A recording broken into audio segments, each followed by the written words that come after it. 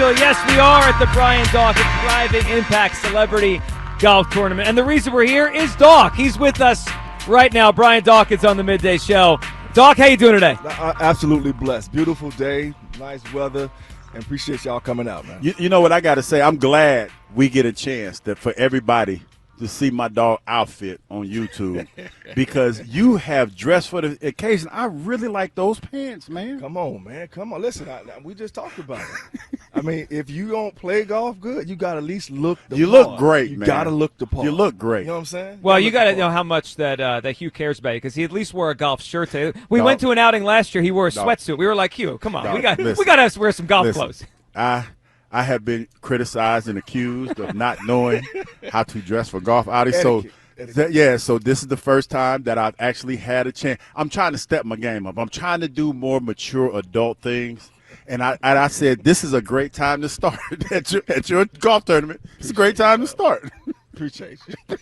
So before don't know how long it's gonna last. Yeah, no, probably not long. All right, but before we get to any football stuff, tell us about this day, why it's so special to you, and your foundation.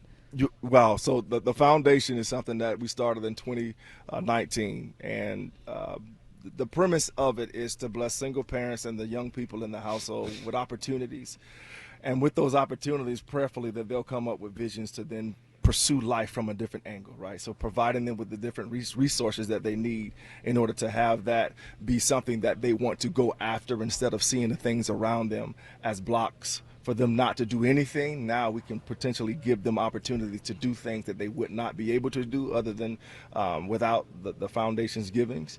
Again, so that they can go after a life in a different way through a different vision of what they can do with those opportunities. So, Doc, I know you tell the story all the time, but I think that our fans need to hear it. What was it that motivated you to do this and give back the way that you're giving back?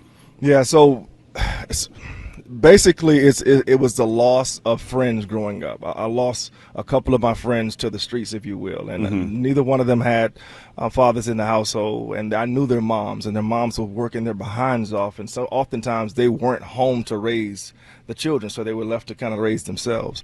And so once I got into the space of retirement and, you know, wanting to do things in a greater way to bless people, you know, this is what then came to mind. How can I bless one of the individual's names was Gary, the other one's name was Keith.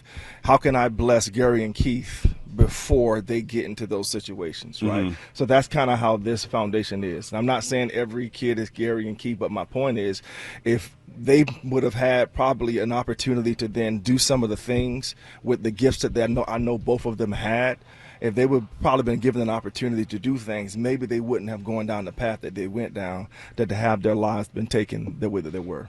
Yeah, that makes a lot of sense, man. It really does, especially when you talk about because you grew up in Florida, I'm from Ohio, but being in neighborhoods where you see kids that probably are more talented than you at a young age, and all of a sudden something happens where they make the wrong choice or they go down the wrong path, and that dream is just gone. That happens a lot. It does, and I guess because we've been able to do what we've been able to do as far as going to the National Football League to do things from a different degree, then you can look back, because I'm telling you, I look back over my life and I look at, because I hung out with both of those dudes. Yeah. Right? And so, you know, I lost one of them when I was in the 9th grade.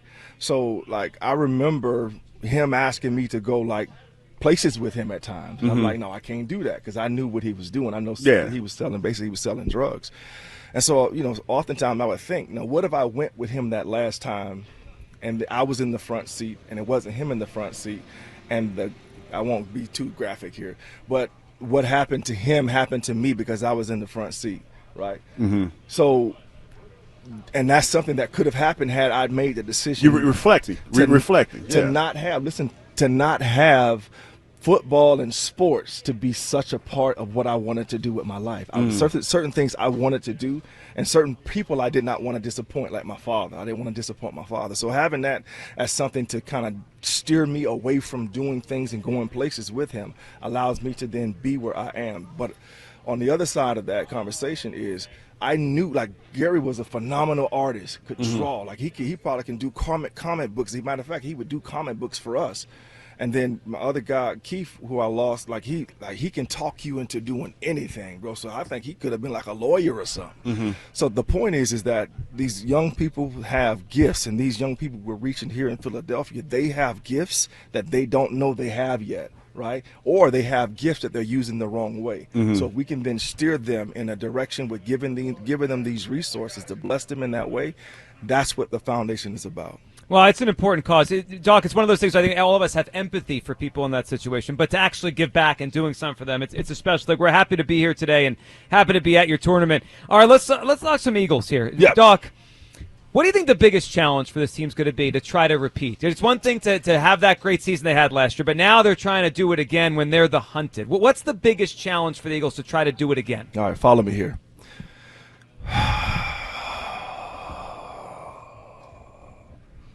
You exhale too long. You exhale. You've got it done. Oh, yeah. You exhale too long. And then you don't get back into the mindset of the grind. You don't get back into the mindset of, okay, yes, we did that. We're going to celebrate it where it's time to celebrate, but now it's time to get back into pain mode.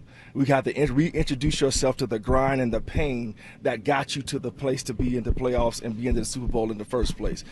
Sometimes that is the thing that hinders individuals because they celebrate too long, or it's always, but we won the Super Bowl. I didn't do this thing, but we won the Super Bowl. Yeah, we didn't do it, but we hear that a lot. We hear that a lot. Yeah, we hear that a lot. So it has to get to the point, and it has to get to the point that last year does not exist anymore. You really have to then go back into the lab for yourself to be brutally honest. What you see on film, don't give yourself ways out when you look at film, and then you get back into the pain, the beautiful pain of getting better. The beautiful pain of getting better. And that's hard. I mean, I have to imagine that it's hard at least. Because when you're at the top of whatever profession, but certainly the NFL, you got to feel like I arrived. I mean, I've seen this offseason. There's certain guys that have enjoyed it a lot, and they should enjoy it. But, now it's got to be that time. I don't know when that time started, OTAs or minicamp. I would think now's that time. They got to lock back in. So obviously we didn't win the Super Bowl. But I'll tell you that when we then have those long seasons, it is tough. When you have longer seasons, it is tough. They have a whole lot more recovery devices than we did. I'll just say it like that, right? But you have to flip that switch, I would say sooner than later, to get back into that process, because what you don't want to do, I don't want to live off of yesterday's success, right? So yesterday was great. Again, beautiful, had that success. But when you look at film, if you're brutally honest at what you see things that you could have done and should have done better. And you need to be as aggravated with yourself not doing it and getting it right that you were last year. During that period of last year, I talked about that team was going to have growing pains, and they did. They had growing pains throughout the year, and they played their best football at the right time at the end of the year. But that came with, I'm telling you, that came with tough conversations about when you look in the mirror and with one another, and it took you not taking the easy road. You can't take that easy road, and that easy road is, but we won the Super Bowl. If that keeps in your mind, you will not grind to the place that you need to be so that you can go out and play that dominant football that they played last year. When you look at Cooper DeJean, what do you see? What makes him the good slot corner that he is, dog? When you watch him play, what is it that makes him so special? Well, I think the first thing with Cooper that you see is that he's extremely confident. Right. I was asked this another time. I was not as confident as him as a rookie. I was not confident in what I can do. He's confident in what he can do.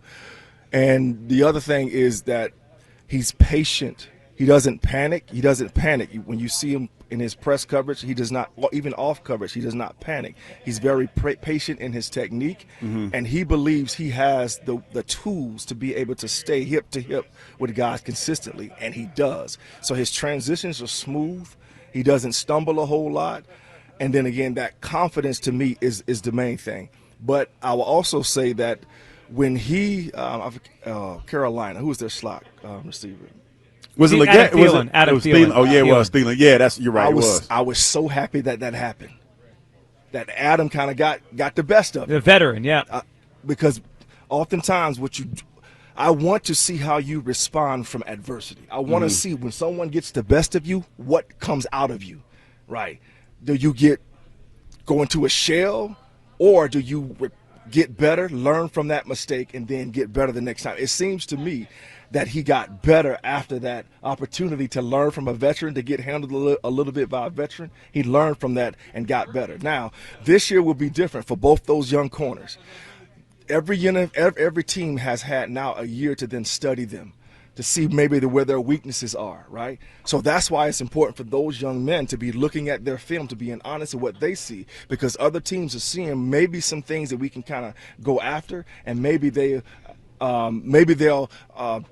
party too much and not get better in these areas, and we can attack them. So I'm kind of anxious to see if that then plays out in a way that teams begin to attack them in different ways, to see if they can exploit something that they think that they saw on film. If you were in charge of the defense, because when they drafted Cooper DeJean, no one really knew exactly where he'd play, right?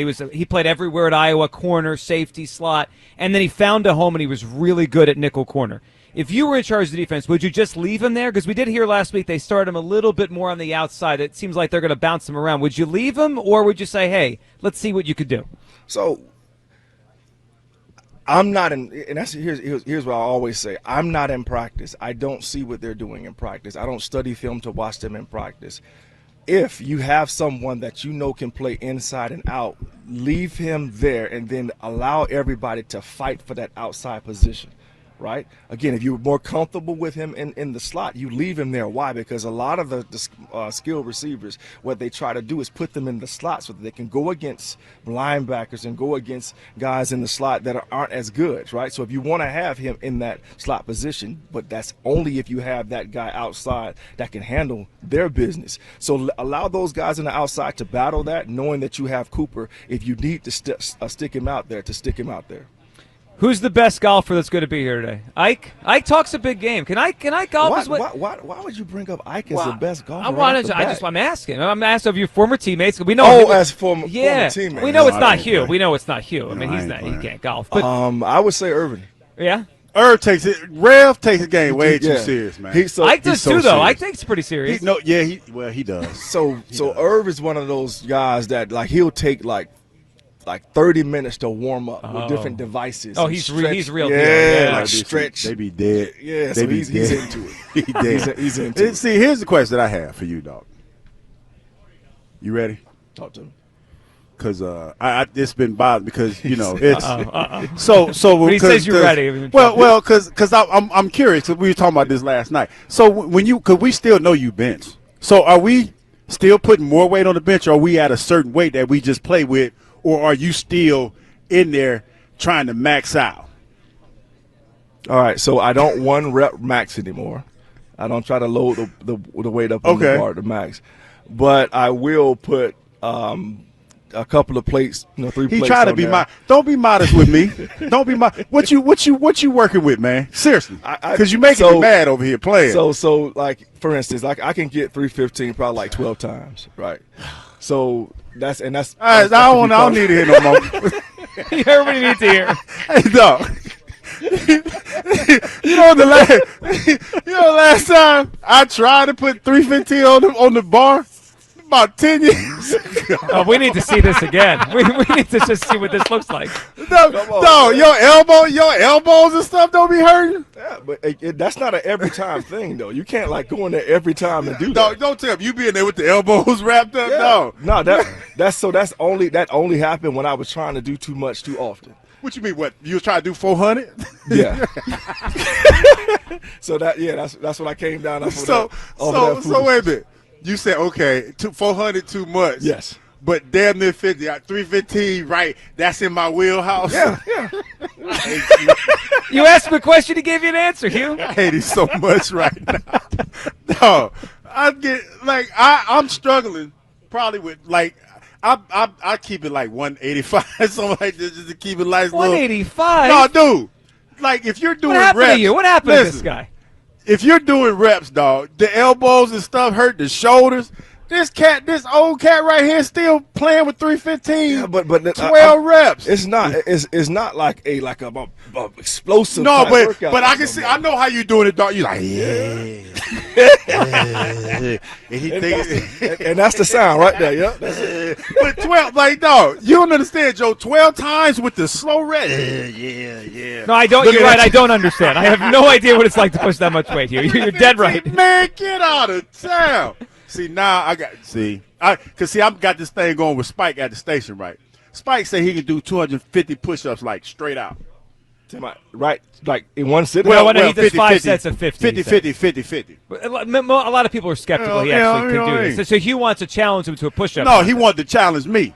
So, I've been doing, but listen, with these elbows and trying to get it ain't the same thing. I'm just a little jealous. And that's the other thing too. Like I haven't had a whole lot of trauma to my joints and stuff. Like elbows. You've given out a lot of trauma. I did. But I haven't had a whole lot of trauma to those things, so I still can do those. But again, that's not. I don't do that every time. See, now you're trying to make me feel better. No, yes, I don't do that every time. Hugh's crushed. He's done for the day now. He's done for the day. Doc, we appreciate you being here, and we appreciate you having us today. We're excited to be here. Appreciate y'all, man. Thanks so much. There he goes, Brian Hit Dawkins. him straight, brother. Yeah, he's with us here, and we appreciate him on. All right, 215-592-9494. That gets you aboard here. All right. Like them pants, man. Them pants is not. Well, now YouTube sees the pants. Hey, listen. Now they I have them on your side? wonder if they got them on Sheen. I'm going to get on Sheen and see if I can find me some like that.